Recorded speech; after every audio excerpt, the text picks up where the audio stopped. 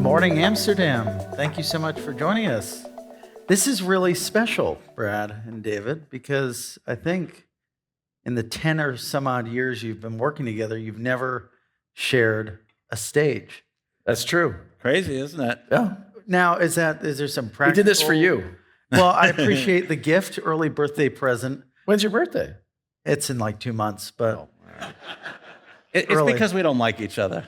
Well, maybe we can start there. Obviously, it's not a lot of people can say that they work with someone for this amount of time. Have you guys ever disagreed on anything as it pertains to XRPL or Ripple in this time? And how have you gone over maybe some of those disagreements? The only thing I can think of that we've really disagreed on at times is sort of how much Ripple can do. How many projects can we take on? Is it a small number of things that we think are really big, or a large number of things that we think are interesting, but not necessarily, not necessarily world-changing?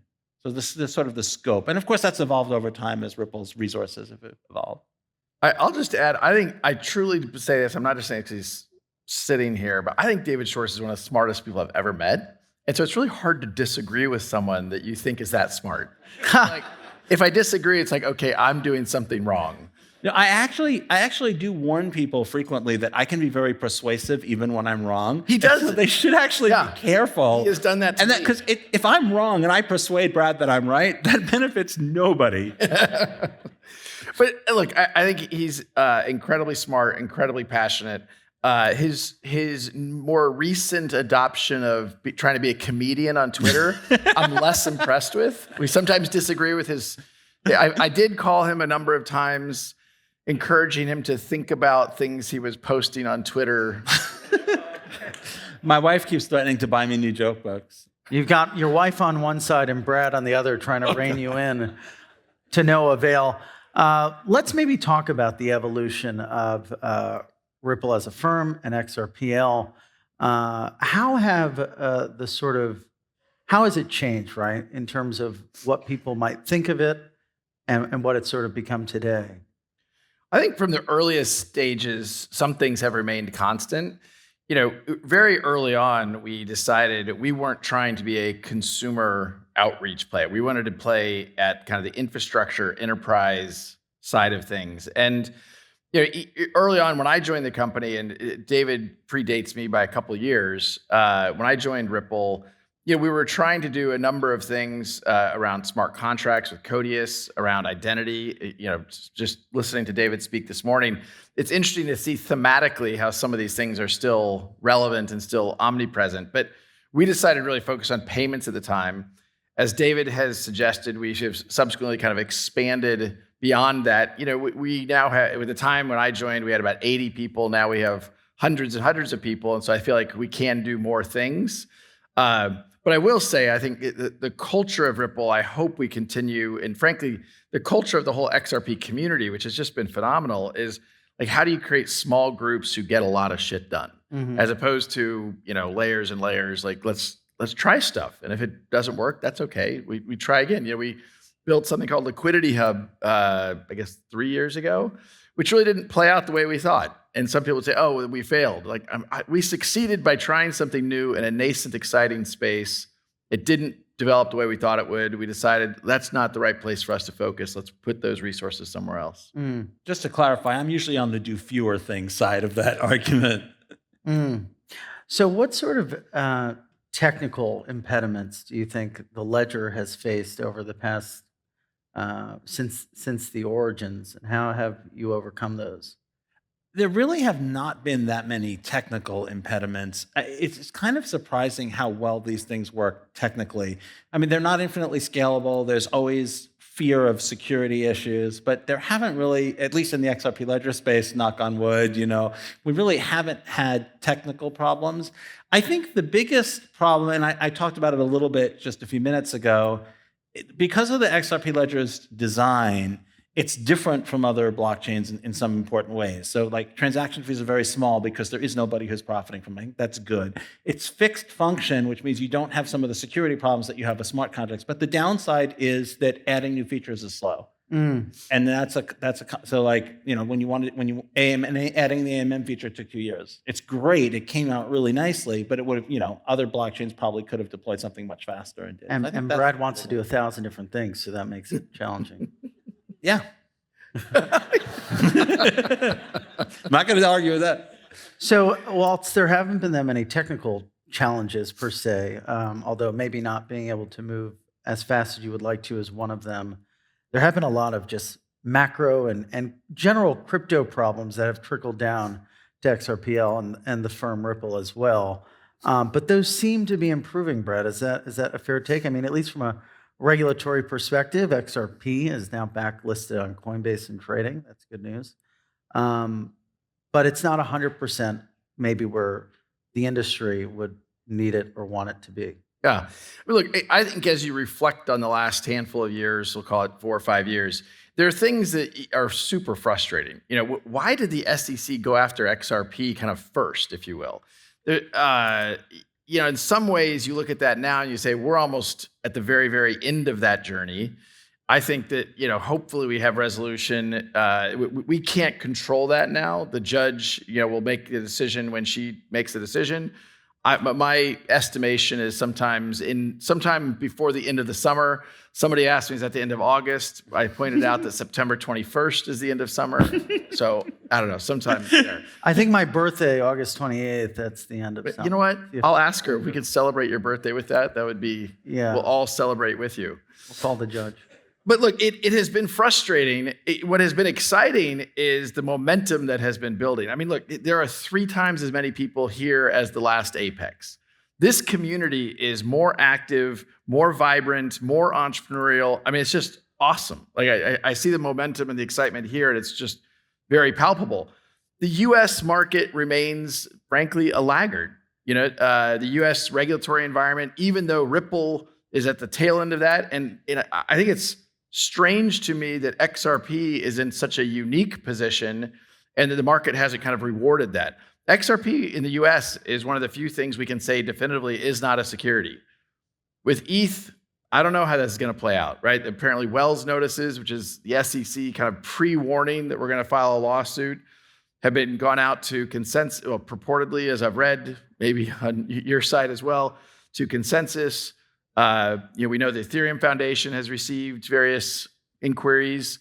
So look, it's super frustrating. And even it's not just the SEC. The United States kind of current administration with Gary Gensler as the head of the SEC has been pretty hostile towards crypto. But look, you asked the macro question. That has been frustrating. I think we're on the largely on the other side of that. It's the reason why I'm so excited. And hearing David talk about what's going on in the XRP Ledger, I look at the next 5 years and what this community may look like 5 years from now, and I get very excited about it. David, what does that look like from the perspective of client engagement and the penetration of certain products in the U.S. market? Has sort of the shift that Brad described, has that translated into more business effectively? Not too much in the U.S. market. You know, globally, we get hung up on the U.S. market. It's a small, it's an important, critical piece. Obviously, I'm an American. I would love to see the United States be a hub for innovation in crypto. It looks like the United States, at least, you know, we'll see. But I just want to point out that like business outside of the United States is great. I mean, the regulatory challenges are much, much more tractable. You know, Ripple has licensing in, you know, many countries, and we're launching payments products and other things. You know, in the United States, enterprise adoption is much more difficult. Yeah. Yeah. Probably tied to some of those regulatory overhang that we're describing. So there's those issues with institutions and maybe financial services firms. From a retail perspective or a consumer perspective, I reckon they're less concerned about Gary Gensler, just more concerned about these things being difficult to use, right? So I was listening to your talk this morning, obviously, as we all were, and I'm curious to get both of your take on how mass adoption occurs, obviously, I think one component is going to be making this stuff easier to use. Yeah. I think the fact that Iggy Azalea followed me on Twitter this morning is a good sign for mass adoption. But what else is it going to take? Well, user experience is super, super critical. You can't, if you have to understand the technology in order to get it to work, there was a time when you had to understand cars to drive a car. You had to understand copying machines to have a copying machine. We have to turn that corner. But I think the other thing is that we need products that meet needs that real people actually have. One of the things that I mentioned in my talk is, like, for most of us, we're very well connected to the financial system, and getting money into and out of a blockchain is not difficult for us.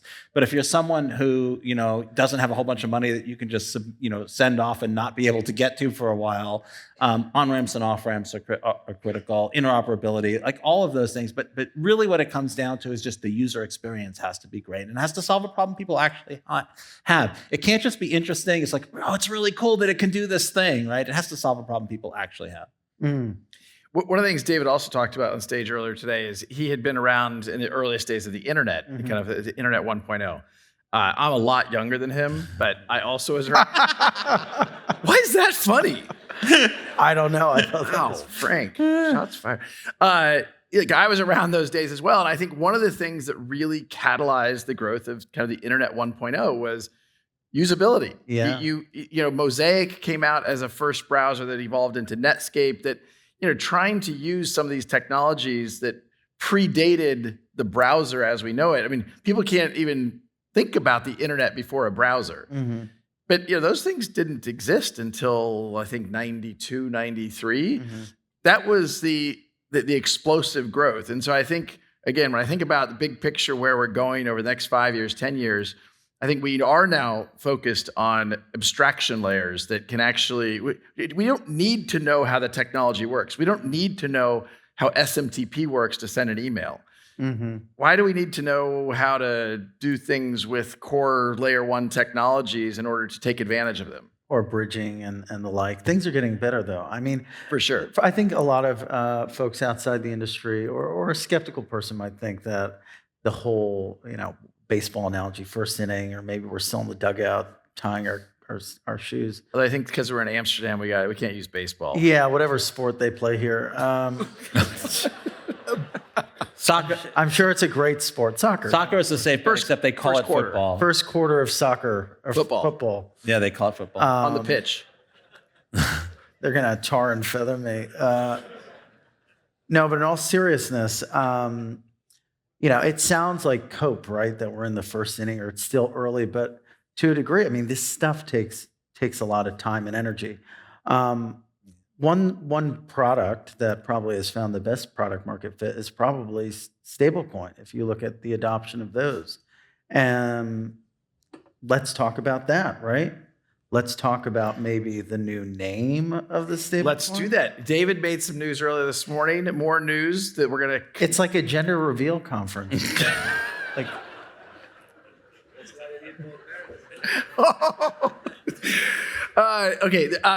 The name of the Ripple stablecoin will be RLUSD. I like to call it Real USD, Ripple USD. We're very excited about this. I also will emphasize, as I've emphasized many times, we think this is very much complementary, additive to what the overall XRP ecosystem is doing. Anything we do in mind of how do we make sure XRP is as successful as possible for everyone here. Having, as David talked about stablecoins this morning, having liquidity on chain, having the bridging, and frankly, better on-ramps and off-ramps, that's good for everybody. In no way does that take away from our commitment and our desire to see the XRP ecosystem continue to grow. How did it become XRPL and stablecoins versus, it seems like, at least if you rewind the clock a few years ago, XRPL would have been an alternative to stablecoins, or sort of a reason for stablecoins maybe not even to exist. How did that shift happen? Well, I think one key thing to look at is just the way the DeFi universe sort of evolved, that you have stablecoins as a key enabler for DeFi. One of the things is that they're stable, and there's some cases where volatile assets are very useful, and there's other cases where volatile assets are not that useful. Like if you're trying to do things like volatility harvesting, you need volatility to harvest. But stable coins, like for pricing things and for holding things for like dry powder and trading when you don't want to be in the market, you really do need both. If you're going to have an AMM, there has to be at least two assets, right, that people are trading. If you're going to have liquidity, it has to be liquidity between two assets. So you have to have multiple types of asset and multiple asset classes. One of when you work for Brad, you learn these things called Bradisms. There's things that Brad says all the time. Let's change the subject back to the stock. We're not going there. By the way, my wife has been learning Bradisms to use back at me, and so like I'll be having a conversation with her, and she'll say to me, "I feel like you're trying to manage me." And I'm like, "Oh no," because if you ever hear that from Brad, you are screwed. You rethink all the choices that led you to that position. No, he is, but one of the Bradisms, as he was saying, is or. The power of or versus the tyranny of and. Sometimes things are not alternatives. You can have both of them, and there have to be options. People are going to have different use cases and different demands and needs. And the XRP has a privileged place on the XRP ledger through pathfinding. Always looks for XRP liquidity first. The auto bridging causes trades to automatically look at XRP liquidity where they don't automatically look at any other liquidity. So XRP is always going to have a privileged place as a bridge asset on the XRP ledger, and the stablecoin ecosystem is not going to change that. It's just going to enable more use cases. So how would you describe those use cases to a potential big ticket client? How would you say, Brad, here's the value proposition of XRP and XYZ use case. Here's the value proposition. I don't think about it that way. I don't. It goes back to what I was saying earlier. That customers don't care which technology you're using. They want their problem solved. One of Ripple's core kind of go-to-market products has been around payments. You don't go and say, well, hey, this is how we're going to do these things and get into the weeds necessarily. You approach them and say, okay, let's talk about corridors that are priorities. Let's talk about how you're managing liquidity today and how you're pre-funding. And how we can reduce those costs, how we can improve the speed at which that's happening. More often than not, the fact that it's happening through a stablecoin. I mean, today, as I think you and I have talked about before, Ripple uses stablecoins in our payment flows today. We've used USDT, we've used USDC. Actually, I may not even know. We may have used other things that we don't necessarily go to the customer and say, here's exactly how this is happening. So I think about it really as part of that abstraction we're talking about for mass adoption. I mean, this is on the enterprise side, but they want a problem solved. And one of the things I certainly talk a lot about in the crypto macro ecosystem is we got to focus on utility. We got to focus on problems. If we're just focusing on kind of hype cycles or speculation, that's not sustainable over the long haul. And I think certainly what Ripple's trying to do is treat it that way, as be clear about who our customer is, be clear about what problem we're solving for them. So what is the big problem that customers are facing? Well, I think in the payment space, pre-funding and funds not being available when they need them, holidays, banking hours, those types of problems in the conventional financial space, liquidity being fractured, you use a payment company and you're stuck with whatever liquidity they have access to. One of the earliest visions that I had for the XRP ledger was public pools of liquidity that anyone could contribute to and draw off of. I think in other interesting spaces like real-world asset tokenization, there are all the obstacles of reaching customers, and there's all the obstacles of like the administrative overhead. If you're talking about things like fractional ownership, just like the overhead of doing these things in the conventional financial space is just very, very painful. And it's promising that they can launch things like tokenized real-world assets on-chain markets that streamline all of the pain points that they have, but also that enable access to a much broader base of customers. So like lending, a good example is who can provide the capital for lending. You can be very good at lending, but become capital constrained. Whereas if you could raise capital on a blockchain, then you sort of decouple the lending from the capital provision. It's actually pretty exciting what's happening with tokenization. It used to be kind of a trite thing to say or talk about a few years ago when they were just tokenizing like college dorms in South Carolina, if you remember. Harbor, I think it was called. But we've come a long way, right? I mean, in your presentation, you really delineated how the growth of the RWA segment is unfolding. And I think that the market has grown since you've come back on stage. Is that an opportunity for Ripple? Are you guys going to be tokenizing money market funds and the like? Is that an opportunity that maybe is missed? Well, it's an opportunity for the XRPL for sure. Ripple's view is kind of, look, there's a lot of, David talked about this at the end, there's a lot of exciting things represented by the amazing entrepreneurs in this audience. We're not going to play in every space. We may partner, help catalyze. One of the things you and I have talked about before is seeing more people eat dog food. And, look, we have a big balance sheet. We invest some of that balance sheet. Why aren't we investing in tokenized various types of assets? And in fact, one of the things that maybe we'll talk more about tomorrow, because it's Apex, we announce things as we go, is along those lines. But I think the big thing that's changed around tokenization is, again, one reason to be very optimistic about where we are in the evolution of crypto. The largest financial managers, asset managers on the planet are talking about, whether it's BlackRock, certainly Blackstone, Franklin Templeton, Fidelity. These are, some of the largest asset managers on the planet are actively working on talking about. Larry Fink is, he thinks this is underhyped.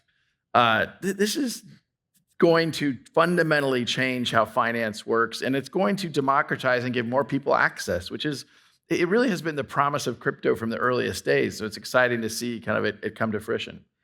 Do you think, David, there's anything specific about XRPL that is sort of purpose-built for this use case, for what they're calling tokenizers?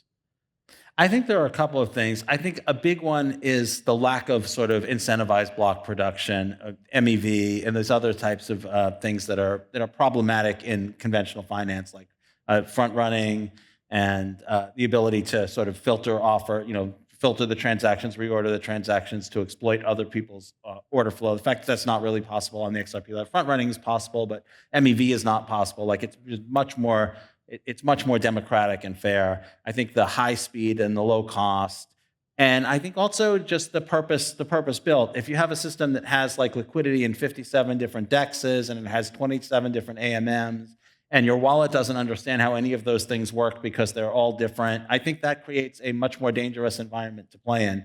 The counterbalance is that the XRP ledger is fixed function, and so it can't do 400 different things, but it can do 10 different things really, really well. And if those things are the things that people actually want to do, I think it's a really good fit. One thing that we haven't talked about yet is artificial intelligence and the intersection of AI and crypto. How do you see these two technologies, David, interacting with one another?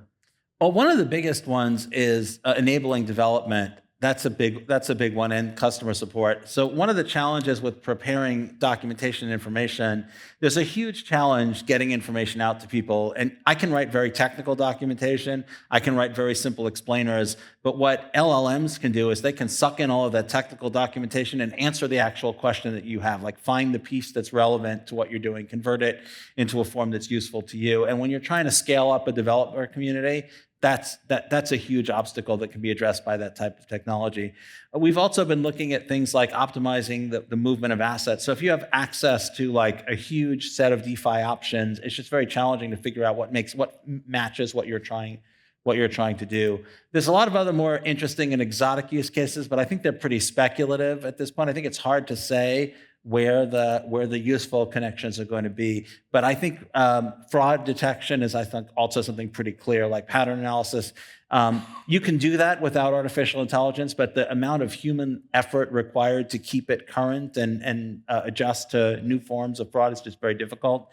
Artificial intelligence, labeling technologies, they can take things that we've identified to be fraudulent and then find other things that match.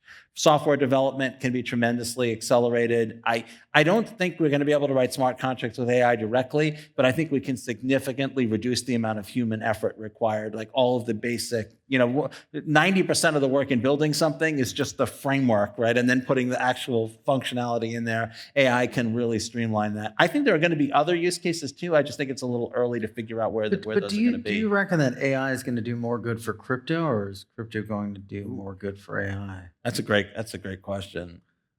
I am here. The tyranny of the or versus the power of the and. Again, I think they'll both be good for each other. I think one of the things that, but back in 20 years ago, as the internet was earliest days, it was so hard to predict how these technologies were going to evolve and how use cases would evolve to deliver better experiences.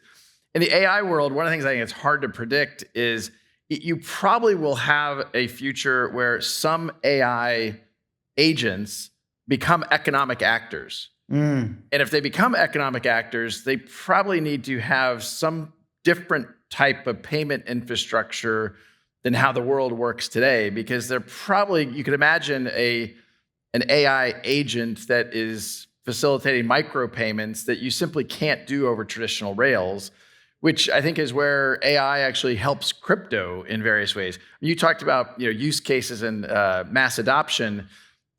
Maybe mass adoption and the number of wallets on a blockchain will explode because you're going to have hundreds of thousands or millions of AI agents that become economic actors doing, I don't know what. Sibling, maybe. Say again? Sibling. I don't think ChatGPT is going to walk into a bank and open up a bank account, right? It's going to have to be something that comes from our space. So AI agents in the future will all have, they could have multiple different wallets. Sure. That could be interesting. And therefore becomes one of the things David talked about, interoperability, bridging. These are things that are going to matter. Well, they matter today. They're only going to become more important. But I do think about why is XRP and the XRP Ledger well positioned in the speed, the cost, the scalability. Those things really are only going to matter more in the future. It's interesting, right? Interoperability is something that you've talked about a lot, David, and it's so important to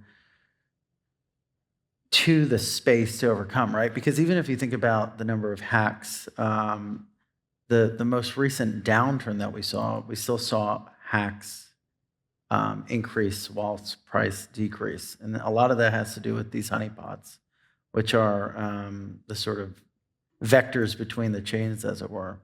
How much room do we have for improvement? God, so much. That bridge, I call it the bridging problem. We have bridges that work, but there are still a number of problems in the security space. There's two core problems. One of them is just if the bridge is making a lot of money, then it's going to be expensive. It's kind of going to suck. If the bridge is not making a lot of money, then who's going to pay to secure it?